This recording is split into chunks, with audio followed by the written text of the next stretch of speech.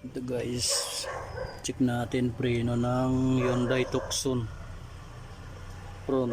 Yan, nabuksan na natin. Ito yung brake pads niya. Bakal na, sobrang nipis na.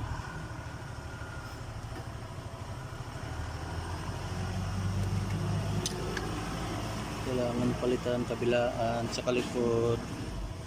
Bye guys.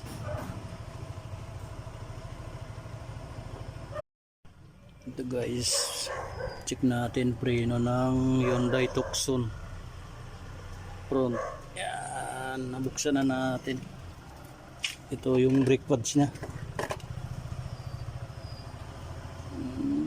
Bakal na, sobrang nipis na.